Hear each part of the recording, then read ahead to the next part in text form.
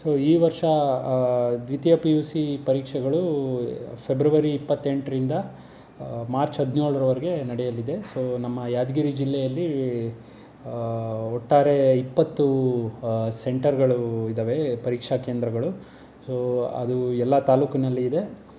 ನಮ್ಮ ವಿಶೇಷವಾಗಿ ಸುರ್ಪುರ ಮತ್ತು ಹುಣಸಗಿ ಭಾಗದಲ್ಲಿ ಈ ಹಿಂದೆ ಸ್ವಲ್ಪ ಕಾಪಿಂಗ್ ಬಗ್ಗೆ ಎಲ್ಲ ಮಾಹಿತಿ ಇತ್ತು. ಹಾಗಾಗಿ ಅಲ್ಲಿ ಇನ್ನೂ ಸೂಕ್ಷ್ಮ ಅಂತ ಪರಿಗಣಿಸಿ ನಾವು ಹೆಚ್ಚಿನ ಭದ್ರತೆ ಮಾಡ್ಕೊಂಡಿದ್ದೀವಿ.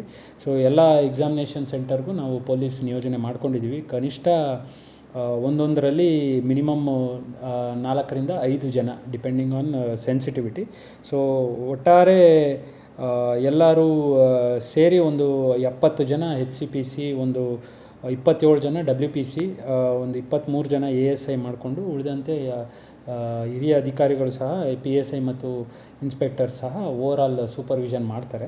ಸೊ ಈ ಕುರಿತು ನಾವು ಯಾವುದೇ ರೀತಿಯ ಅಹಿತಕರ ಘಟನೆ ಆಗದೇ ಇದ್ದಂಗೆ ಮತ್ತು ಯಾವುದೇ ರೀತಿ ಅಕ್ರಮಗಳು ನಡೀದೇ ಇದ್ದ ಹಾಗೆ ನಾವು ನೋಡ್ಕೋತೀವಿ. ಇದಲ್ಲದೆ ನಾವು ಸಾರ್ವಜನಿಕರಲ್ಲಿ ಏನು ಮನವಿ ಮಾಡ್ತೀವಿ, ಕೆಲವೊಂದು ಸಾಮಾಜಿಕ ಜಾಲತಾಣದಲ್ಲಿ ಈ ಥರ ಪೇಪರ್ ಲಭ್ಯ ಇದೆ, ದುಡ್ಡಿಗೆ ಇಷ್ಟು ಪೇಪರ್ ಲಭ್ಯ ಇದೆ ಅಂತೆಲ್ಲ ಸುಳ್ಳು ವದಂತಿಗೆ ನೀವು ಕಿವಿಗೊಡಬಾರ್ದು.